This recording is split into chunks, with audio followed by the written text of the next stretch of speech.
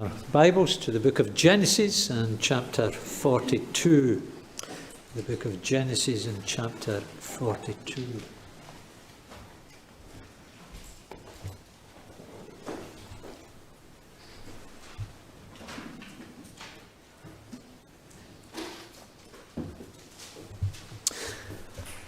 Although most of us will never have experienced it, we know from our television screens just how terrible a thing famine can be. And let us never think that it is a thing of the past. According to the World Food Programme, 9 million people die of hunger each year. 9 million. It's approximately the population of London. According to the United Nations, 25,000 people, including 10,000 children, die from hunger and related causes each day. The pictures we see from places such as Sudan and Yemen and Mali give us a glimpse of what life can be like in times of famine. And that is precisely the situation that many countries found themselves in at the close of Genesis chapter 41. Earlier in that chapter, you may remember, Pharaoh had had a couple of dreams, and with God's help, Joseph was able to provide an interpretation for them, which was that 7 years of plenty would be followed by 7 years of famine. And sure enough, by the time we get to chapter 41, verse 53, we read that the 7 years of abundance in Egypt came to an end, and the 7 years of famine began. It was a famine that affected more than the country of Egypt. The closing words of chapter 41 read, "The famine was severe in all the world." But what the first part of that sentence says at the end of chapter 41, I gave you what the end of the sentence said. What the first part of the sentence said was that all the countries came to Egypt to buy grain from Joseph. And that was because Joseph not only provided Pharaoh with an interpretation of his dreams, he also provided him with a strategy on how to be prepared for the 7 years of famine. And on hearing Joseph's brilliant strategy, Pharaoh made him prime minister, and due to Joseph's brilliant strategy, Egypt has loads of grain stored up in preparation for the famine. So much so that, as one writer puts it, Egypt has now become the soup kitchen for the whole world. Can you picture it? People to the west, in the land of Libya, they hear that there's food in Egypt, and so they set off and make their way there. People to the south, in Sudan, Yemen, and Eritrea, they hear that there's food in Egypt, and so they set out on their journey and make their way up there for food. People to the east in Saudi Arabia, they hear that there's food in Egypt, and so they make their way there. Even people to the north in the land of Canaan, they hear that there's food in Egypt. Which leads me to my first point this evening, and that is in verses 1 to 5. And there we see the unexpected way in which God keeps his promises. The unexpected ways in which God keeps his promises. Now, it was way back in chapter 37 that we last heard of Jacob and his family. Since then, the focus has been very much on Joseph and on the events of his life down in Egypt. But now, at the beginning of chapter 42, we find the camera focusing, swinging round and focusing once again on the land of Canaan and zooming in on Jacob and his family. 20 years have passed since chapter 37, and so everyone is 20 years older. Now, assuming Joseph's brothers were in their 20s back in chapter 37, somewhere between early 20s and late 20s, are probably a fair assumption. Back in chapter 37, that means they're now in their 40s. But it seems they haven't changed very much. They're still in need of a good shake. And that is precisely what their father Jacob gives them in verse 1. Why do you just keep looking at each other? It's as if they were oblivious to the fact that they were in the midst of a famine, and if things continue as they were, they would all be dying soon. Why are you just sitting around looking at each other? Get up and do something about it. Thankfully, their father wasn't quite as thoughtless and stupid, and so having heard that there was grain for sale down in Egypt, he tells them in verse 2, go down there and buy some for us so that we may live and not die. And so that is what Joseph's 10 half-brothers did. But verse 4, Jacob did not send Benjamin, Joseph's brother, with the others because he was afraid that harm might come to him. And you might be thinking to yourself, why is he afraid about harm coming to Benjamin? He's not afraid about harm coming to the other 10. Well, don't forget, of the 4 women in Jacob's life, Rachel, you may remember, was his sweetheart, and therefore out of his 12 sons, the 2 born to Rachel were Jacob's favourites. And as far as he is concerned, one of those, i.e. Joseph, died 20 years ago. And so the last thing he wants to do is put at risk the welfare of the other son born to Rachel, i.e. Benjamin, and so he keeps him at home. But the other 10 are sent down to Egypt, as verse 5 tells us. So Israel's sons were amongst those who went to buy grain, for the famine was in the land of Canaan also. Now the interesting thing, if you look at verse 5, the interesting thing is that Jacob is referred to by the name Israel. The name that was given to him by God away back in chapter 32. That name by which the nation that would come from his family would eventually be known by. And the reason that is used here is perhaps to highlight that of all the people flocking to Egypt for food in those days, there is something different about these 10 brothers embarking on their journey to Egypt. Oh, in Jacob's mind, it was probably nothing more than a desperate attempt to save his family from starvation.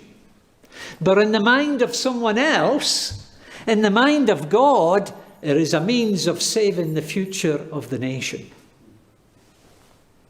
And why is that important? It's important because back in chapter 12, God had promised Abraham several things. And amongst those promises, he had promised that he would make him into a great nation. By chapter 42, the descendants of Abraham are still just one big family. And what we must not forget is that, humanly speaking, it's a family that's on the brink of extinction due to this famine. Humanly speaking, the promise which God made to Abraham in Genesis chapter 12 is in serious danger of evaporating into thin air. Until that is. Israel sends his son down to Egypt, and in doing so, that divine promise concerning a future nation of Israel lives to see another day.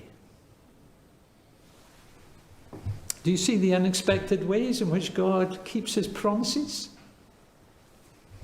Who would have thought that, having promised Abraham and his descendants the land of Canaan, who would have thought a long trek down to Egypt would have been the way in which God would have kept his promises to them?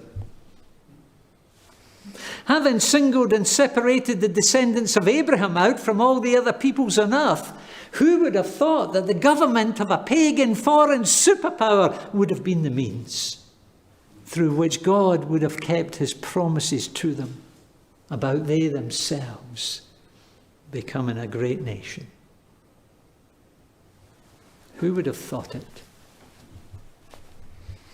And yet that is precisely the way in which God's promise to Abraham about his descendants becoming a great nation, that is precisely the way in which that promise lives to see another day. And it wasn't the last time that God kept his promises in unexpected ways.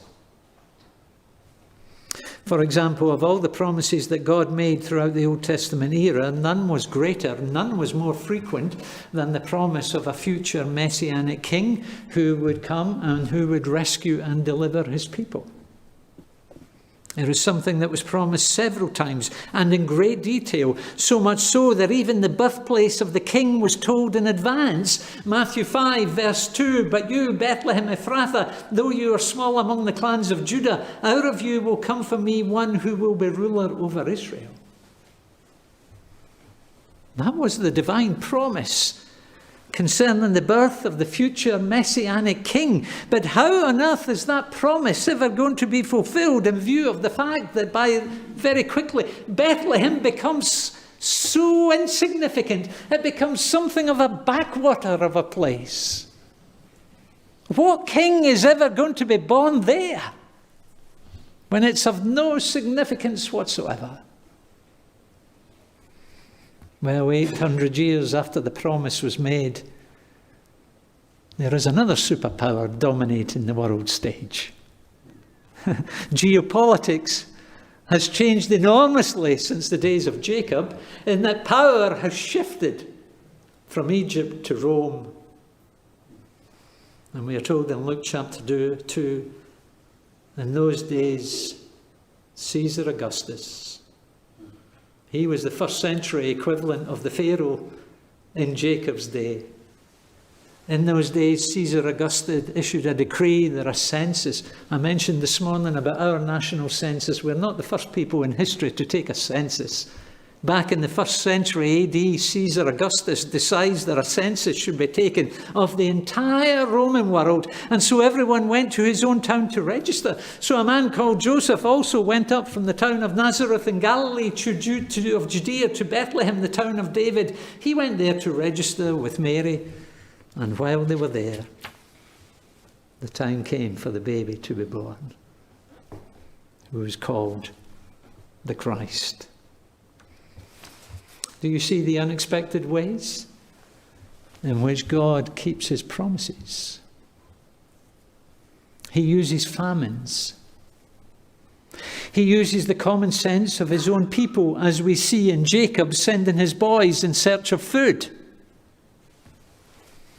He uses godless superpowers, as we see in the case of Pharaoh and in Caesar Augustus. Those are the means that God uses to keep his promises. And therefore, in a year that is likely to be dominated by elections on both sides of the Atlantic, don't forget to pray for kings and presidents and prime ministers and all those in authority, because that is one of the ways. And those are some of the means that God is using to fulfill his promises. Well, I know that weeks and weeks of political campaigning can wear you down. We all get fed up with it sooner or later, and most of us sooner rather than later. But please don't think that what is going on in the corridors of power in our world is of no relevance and of no significance to you as a Christian. It is of huge significance, because as we see in the story of Joseph and as we see in the birth of Jesus, that can sometimes be the way in which God is working out his purposes and keeping his promises. He keeps his promises in all sorts of ways. Some of them, and perhaps many of them, completely unexpected. And therefore, the next time that you switch on the news and despair at what is happening around the world, so much so that you might even be tempted to ask the question, what on earth is God doing these days? Well, you probably won't get an answer to that question. But the one thing you can be sure is that in and through all of what is happening, your God is keeping his promises, even if it is in unexpected ways. Secondly, verses 6 to 28, and there we see the persistent way that God works in his people, the persistent way in which God works in his people. Now, in view of how many people from the surrounding nations were flocking to Egypt to buy food, it is highly unlikely that Joseph was able to man every distribution point, and it's even more unlikely that he was able to serve every customer. I think we can assume that that wasn't the case, and yet he was behind the counter the day that his 10 brothers eventually joined a queue. Please don't think it was by chance. Joseph recognized them immediately, but they never recognized him.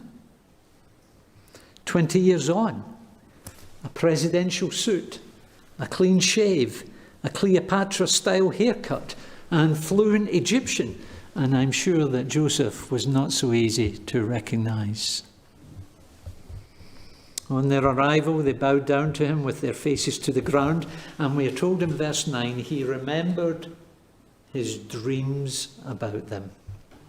It was those dreams that he had had 20 years previously in chapter 37, in which their sheaves of corn bowed down to his, and the sun and moon and 11 stars bowed down to him. Those dreams are now being fulfilled.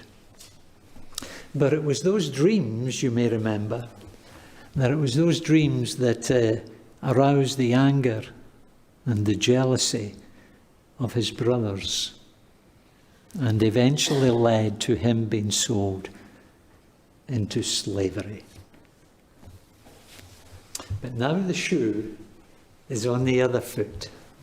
The shoe's on the other foot now, but please note, rather than seek revenge, Joseph wants to accomplish something else.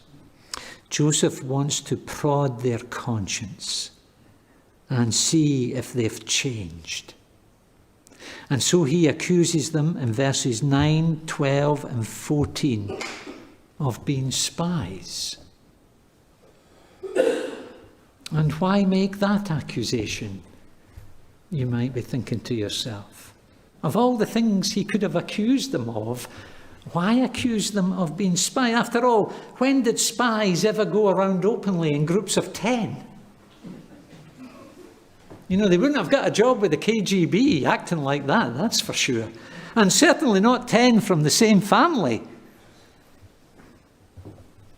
Well, Alistair Begg makes the suggestion that the reason Joseph accuses them of spying is because he's holding a mirror up to his brothers, since that was one of the reasons why they hated him back in Canaan. Chapter 37, verse 2 says that Joseph brought their father a bad report about them. They probably saw him as a spy within the family back then, coming and spying them out and then going back and telling their father what they were up to. And now he accuses them of being spies in order to stir their memory and arouse their conscience about the way they treated him in the past. He further prods their conscience by insisting that one of them stays in captivity while the rest go back to their father, which is precisely what they did 20 years ago, having sold Joseph into captivity.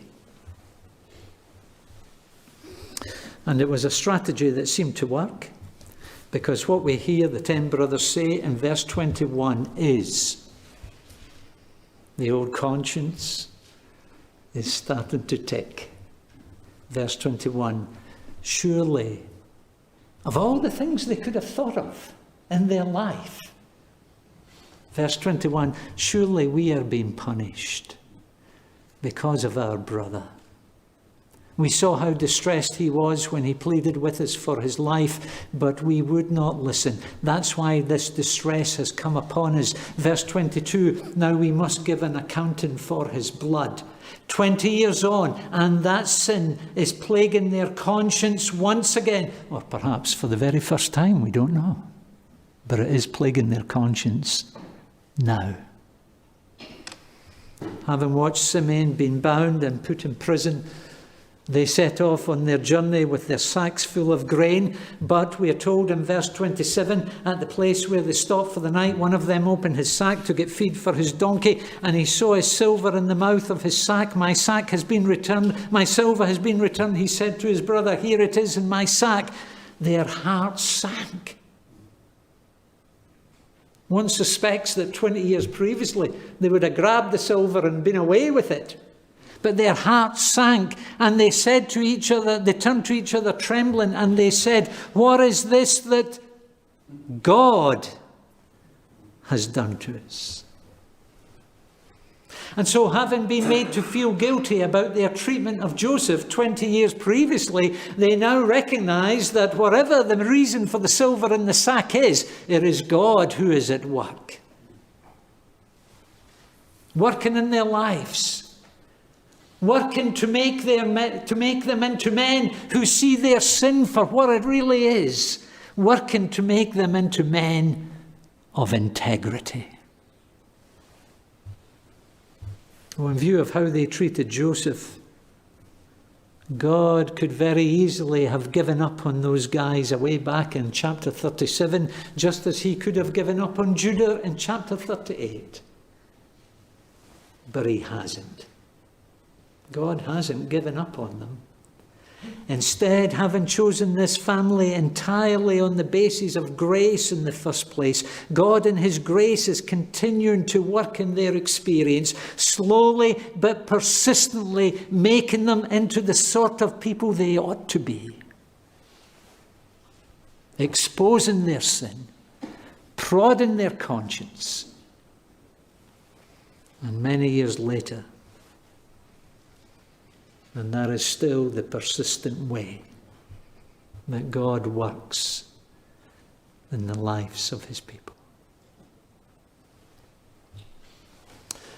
In those verses we read at the start of the service from Romans 8, the Apostle Paul makes it clear that when God chose his people in a past eternity, he did so with a particular goal in view. And that was that we might one day be conformed to the likeness of his Son. But as you read through the four Gospels, and as you see the perfect, sinless character of Jesus displayed, you realize just how far short we fall in our likeness to Christ. Do you not? I hope you do. Our actions are so often unlike his.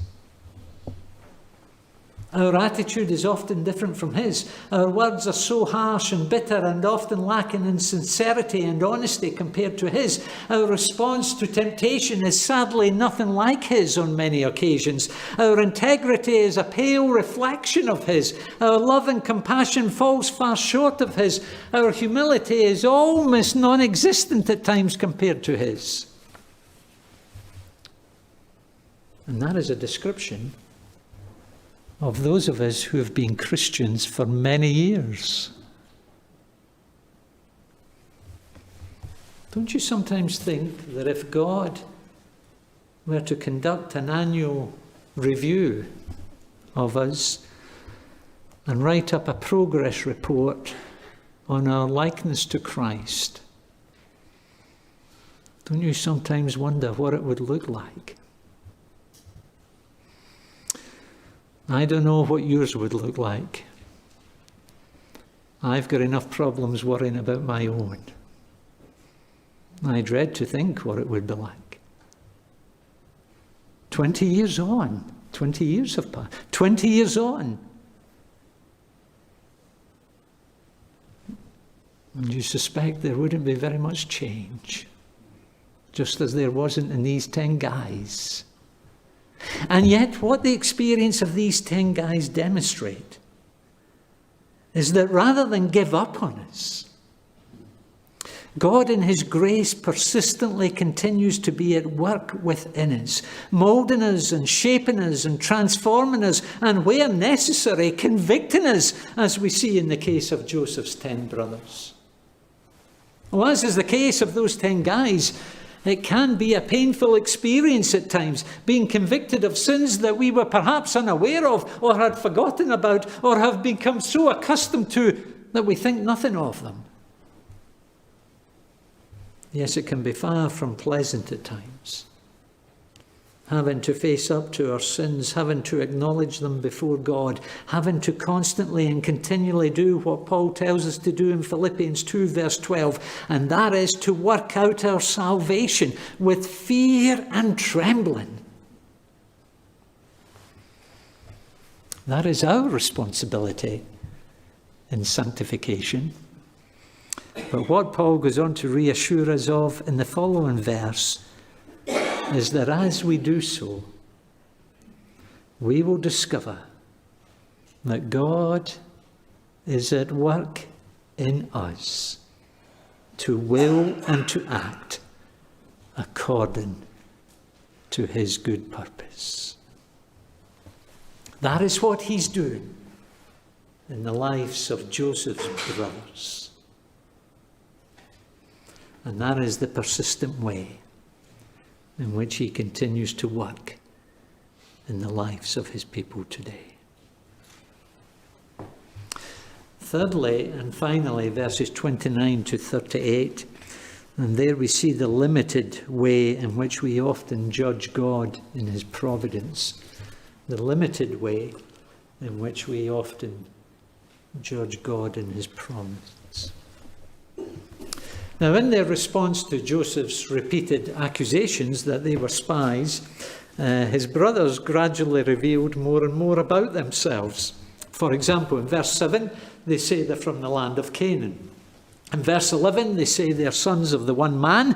And then in verse 13, they say, your servants were 12 brothers, the sons of one man who lives in the land of Canaan. The youngest is now with our father, and one is no more.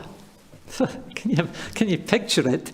Little did they know that the one who is no more is actually the man they're talking to. But apart from the fact that Joseph was no more, nothing of what they said was news to Joseph. He knew it all. They're just telling him what he knew already. And he knew perfectly well why the youngest brother had stayed at home. He knew Benjamin was now the father's favourite, and that is why he insists on them bringing him down to Egypt, because that would be the real test as to whether they were telling the truth or not.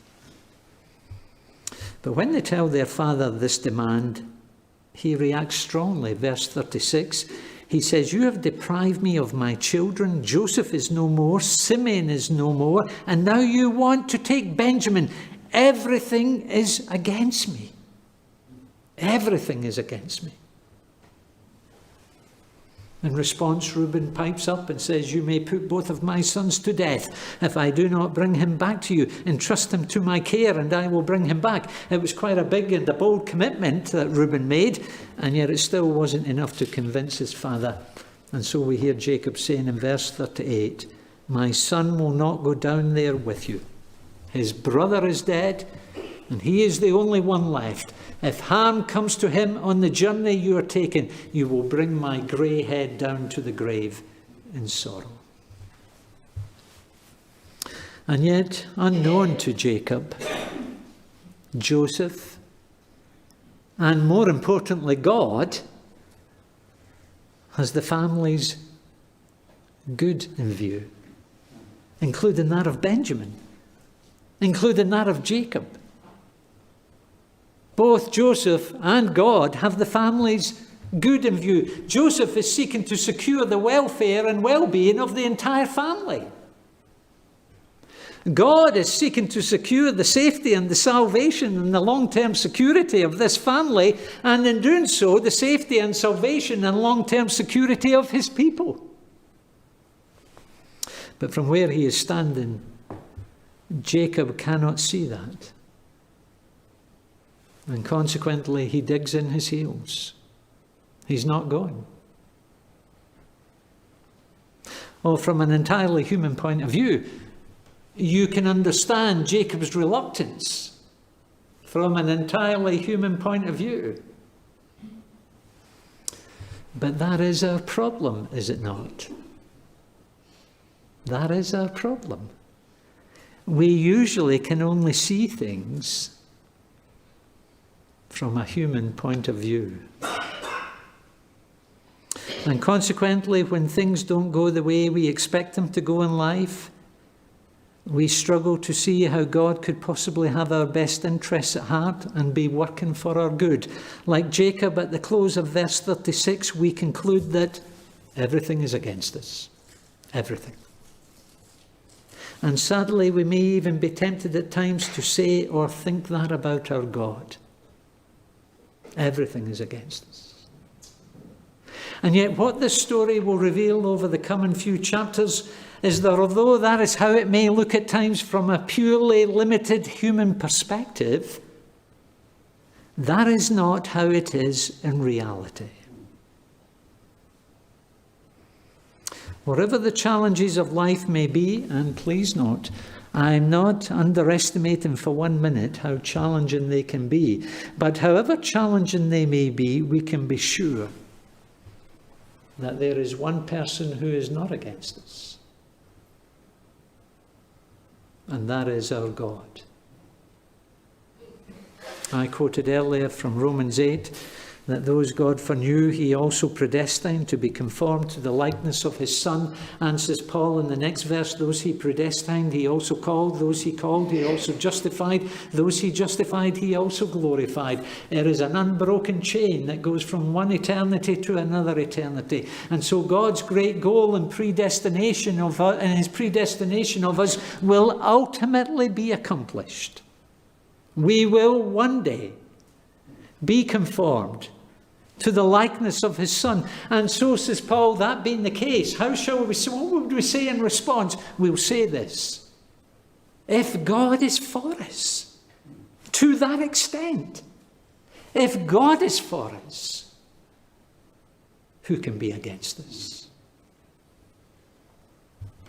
A little later, he expands on the implications of that when he looks at various situations in life, trials and trouble, nakedness, famine, sword, persecution, all the rest of it.